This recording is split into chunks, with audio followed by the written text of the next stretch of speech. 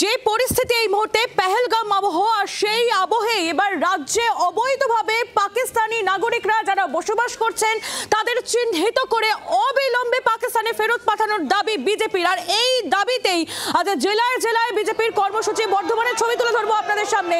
সেখানে রীতিমতো এই কর্মসূচি ঘিরে উত্তেজনা, পুলিশের সঙ্গে ধস্তাধস্তি।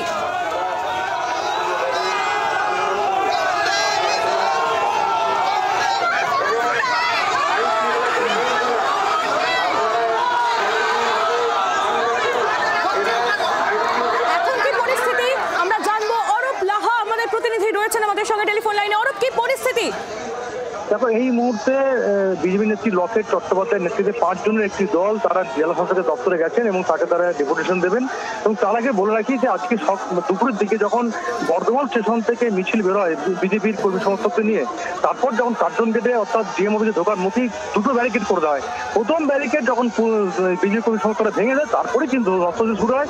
দ্বিতীয় ব্যারিকেড ভাঙার আগেই কিন্তু দেখা যায় যে পুলিশ কর্মীরা রীতিমতো পুলিশ কর্মীদের সঙ্গে বচসা জড়িয়ে পড়ে বিজেপি কর্মী সমর্থকরা এবং তার সঙ্গে ধস্তাধস্তি হয়। এবং দ্বিতীয় ব্যারিকেডের অর্ধেক অংশ ভেঙে পড়ার পরে কিন্তু পুলিশ কার্যত নিজেরাই ব্যারিকেড করবে যাতে আর বিজেপি কর্মী সমর্থকরা ঢুকতে না পারে।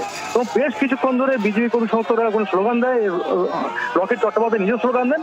তারপর ঠিক হয়, 8 ঘন্টা পর ঠিক হয় যে 5 জনের একটি দল বিজেপি কর্মী সমর্থকদের তারা যাবেন এবং সেখানে গিয়ে তারা ডেপুটেশন দেবেন। এই মুহূর্তে রকেট চট্টোপাধ্যায়ের নেতৃত্বে 5 জনের একটি টিম জেলা শাসকের দপ্তরে গেছেন এবং তারা ডেপুটেশন দিচ্ছেন। একেবারে ধন্যবাদ অরূপ, তোমার তুমি নজর রাখো।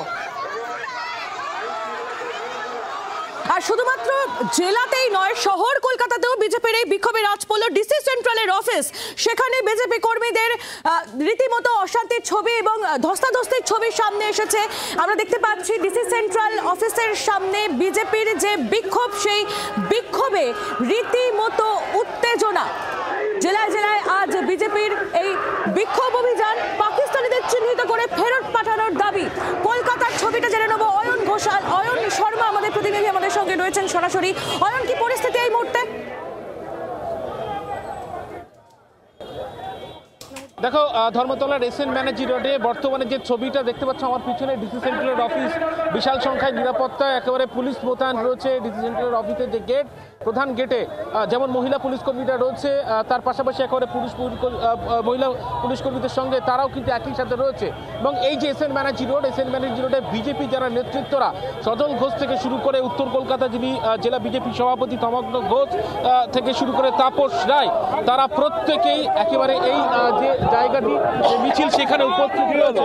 ইতিমধ্যে সরাসরি যারা উপস্থিত রয়েছেন বিজেপি নেতৃত্বরা, তারা তাদের সঙ্গে কথা বলবো এবং কথা বলবো।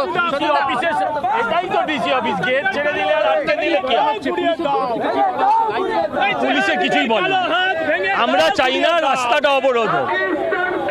ইতিমধ্যেই যাতে রাস্তা যাতে অবরোধ না হয় সেই চেষ্টা রাখা হচ্ছে বিজেপির তরফ থেকে।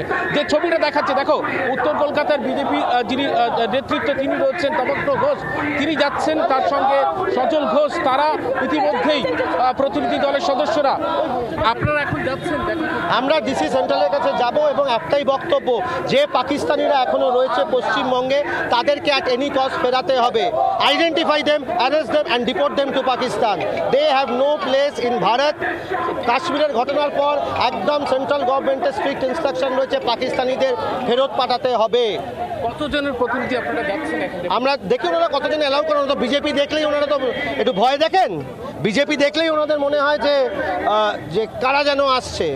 তো বিজেপির লোকেরা যাবে, অত্যন্ত শান্ত শৃঙ্খলভাবে যাবে, কিন্তু যে সুস্পষ্ট কথা সেটা বলবো, প্রতিবাদ করব, প্রতিবাদ রাখবো।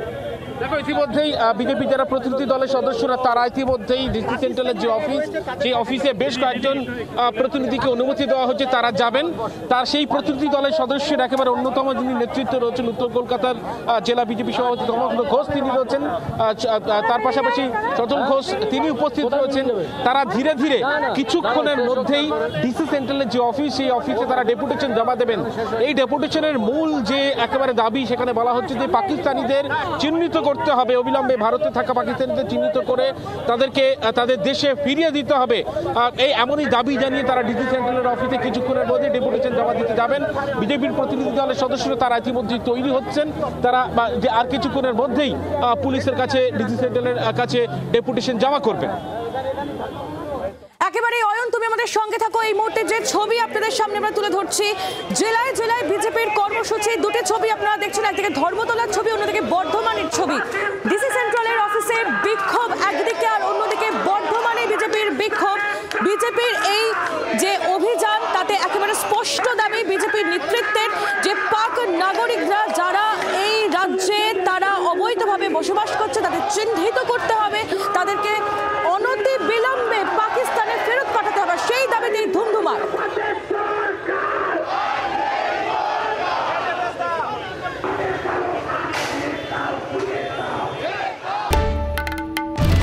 বাংলার আওয়াজ, বাঙালির আবেগ, জি 24 ঘন্টা।